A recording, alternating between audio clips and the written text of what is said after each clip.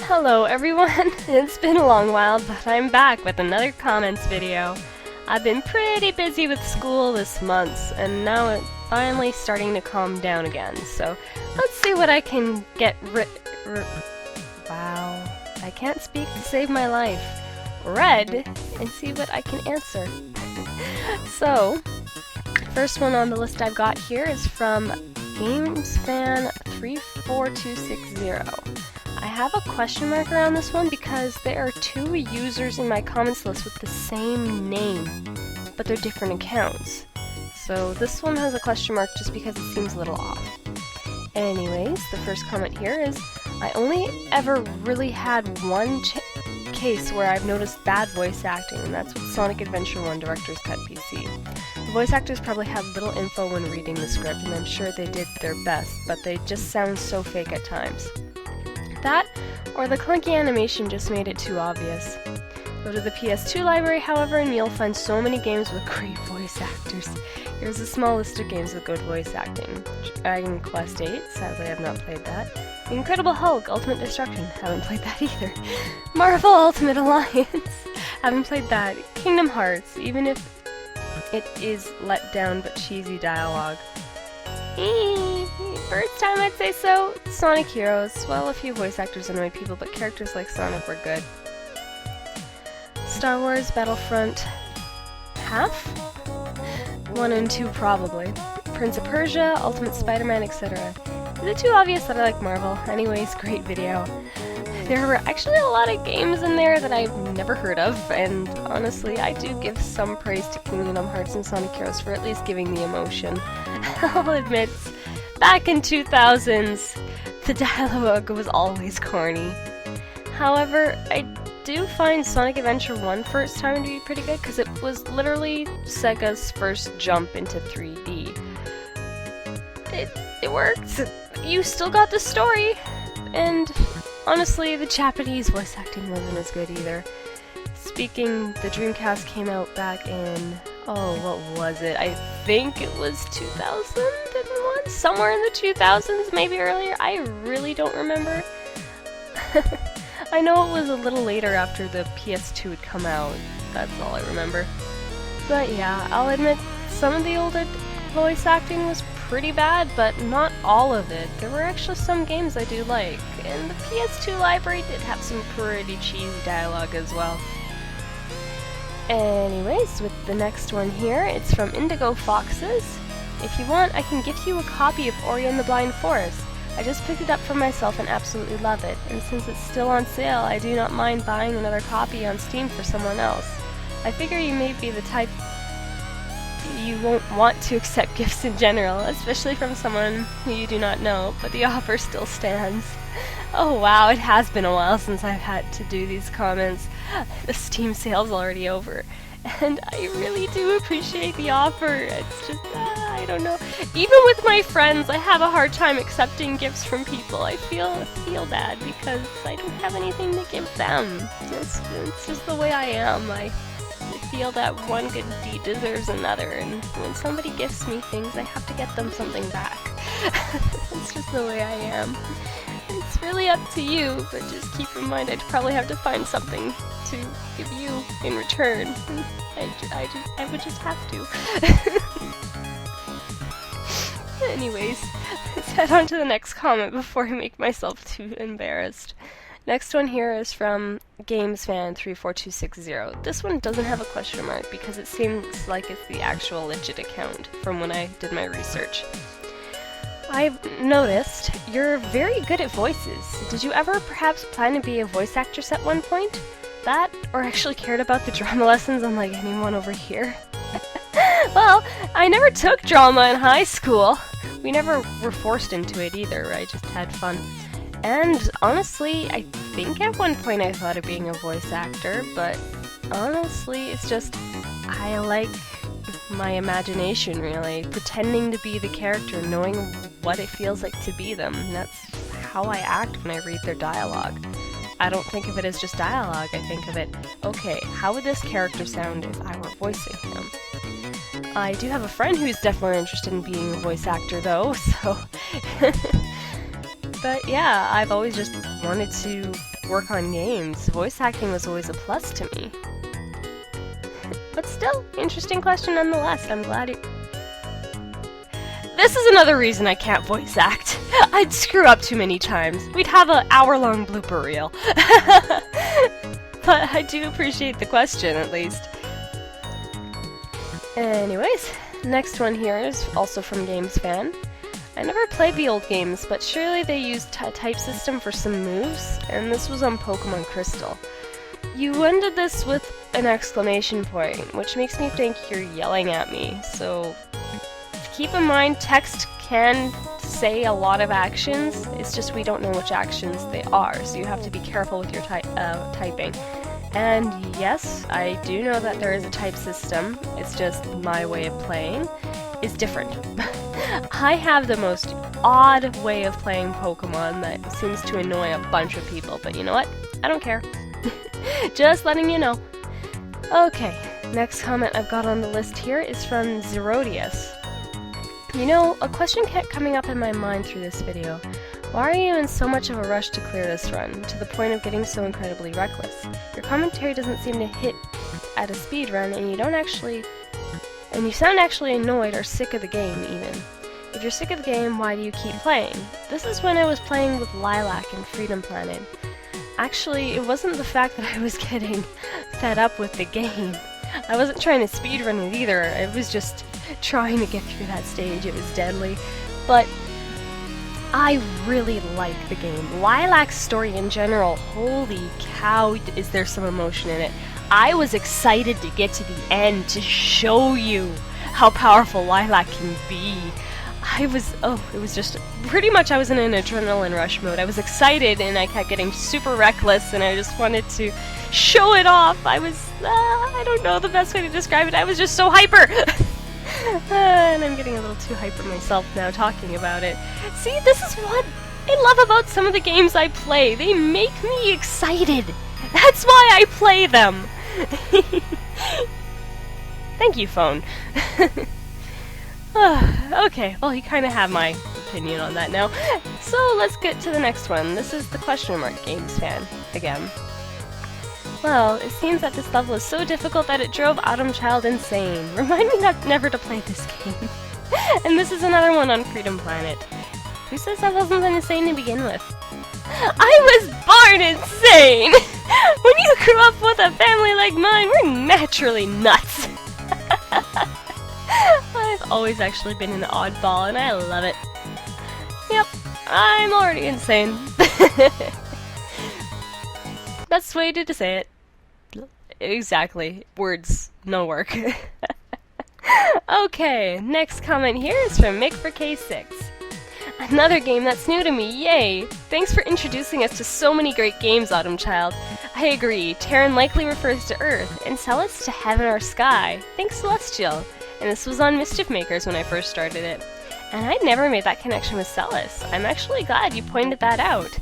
You've actually pointed out a few others in the comments as well since this recording. And I gotta say, it's actually a nice way to tie everything together. I didn't think it was that creative at first. But yes, I'm glad to be introducing you guys to so many great games, and I hope I can continue doing so. There's so many good games out there that most people don't know. Alright, let's get on to the next one here. Next one here is from Midnight Zero. I've never heard of this game, but it looks pretty cool. You always introduce me to hidden gems like this. And again, this is on Mischief Makers. And I'm glad I can introduce you guys to games like this. That's why I like my channel, is I can find so many games some people have never even heard of, and just introduce them to it. Maybe even convince you to try them yourselves. That's the whole point of my Let's Play channel, not just as a hobby, but to show you some of the games I've grew up to play as and love. Alright, so the next comment I've got here on the list is from Omega Kaiser, who was originally King Mega. I'm curious, what program did you use to put the sidebars? And this is on Shantae. I actually use Sony Vegas for all of my videos, because it works in a layering system similar to Photoshop, and I think Premiere? I have Premiere, I never use it. It's too complicated to use, and you can't really add much. But yeah, because Sony Vegas uses a layering system, I can put the video on one layer and the picture on a bottom layer to have the sidebars, because the video recording only records so much. If you did a lot more editing with Vegas, you can use the cookie cutter, which I did for Pokemon Crystal, to make my sidebars, and just did the same thing. Quite handy, if I do say so myself. Be careful though, Sony Vegas is a very expensive software, but most people don't really get their software by buying it. Hint, hint. Okay, let's get on to the next comment before I get somebody on my case. Next comment here is from Video Watcher 713. This is a wonderful LP. I just started watching recently. I want to point out something, but I apologize in advance if you already know and are sick of hearing it. Anyways, the word is actually B-A-C-C-U-S. That's a lowercase a, not a U. You can see this in the word itself by comparing the A to the U and see that they're completely different letters. I'm sorry for nitpicking, but it was just bugging me. And that was on Tamba, the way I pronounced Bacchus Village. Now, because of the couple other languages I know, I really slur my words together or alternate between the certain sounds. In Portuguese, the letter A is pronounced a little differently, like a vovô. It's usually the, sounding. Same with vovô. Those names actually, vovô's grandma, vovô's grandpa. It's a lot like that with a lot of the words in the Portuguese language, which is why I pronounce Bacchus as Buckus. It's just the way I was raised, it's my heritage, and it's the way I was learning Portuguese, it's the way it sounds. And if you think about it, Japanese is similar too. Ba, yeah, I guess. Baka, maybe not. I had to think for a minute. Okasan, otosan, yeah. Had to think for a minute there. Okay, yeah, but yeah, Portuguese, the letter A is pronounced usually as an vovô. So, instead of a, which is why I do that. Just to let you know. Heritages and all. Okay, let's not dawdle any longer and get on to the next comment. I've just got a few left now. This one here is from Michael Liao. Why using Mega Man X5 background music? And this was on Mimana, and it was because I found it fitting when I'm doing fast-forward videos at that time. I was still pretty new to the Let's Playing scene, that's for sure, and I just used what I had at my disposal at the time. Speaking, when I was recording Mimana ER Chronicle, it was on a Windows XP computer with my Hapage that would actually process my computer's registration. Oh boy, I should probably see if I can get some better video quality from Mimana in the near future. But it just goes to show you can improve. That's why I keep the original. Okay, so with that question answered, let's go on to the next one. Daniel Para. I'm liking your Let's Play series. If you're having trouble with pits, buy some float muffins, they're helpful. And this is on Shantae.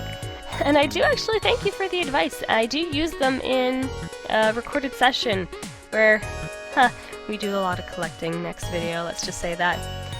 And I actually am one of those people who likes to challenge myself. I find it's not a real platformer if you can't fall down a pit. I don't know.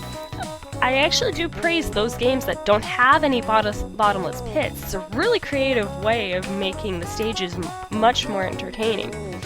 However, there's always usually the odd bottomless pit in a platformer that I've played, and the challenge is always trying not to fall in there! That's what makes it fun for me.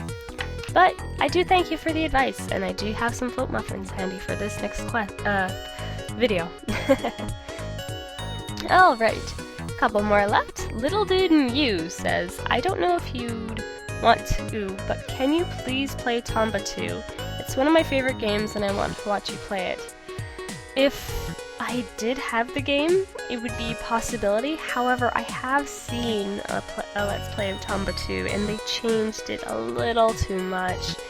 I'll give them props, it was definitely an interesting sequel, but it just, for me, it lost its charm. And again, I don't own the game, and emulators for the PlayStation are a royal pain in the butt, so I may just have to decline this one. I do encourage some suggestions though, though Tomba 2 is out of my reach. I apologize. Anyways, let's get on to the next question here. This one is from Davidson Loops. Can't watch Autumchild anymore because she always gives me nostalgia orgy. Why you do this, Autumn? This one was on Mischief Makers as well. I guess I just picked some pretty good games that it really excites people. I don't know any better way to phrase that.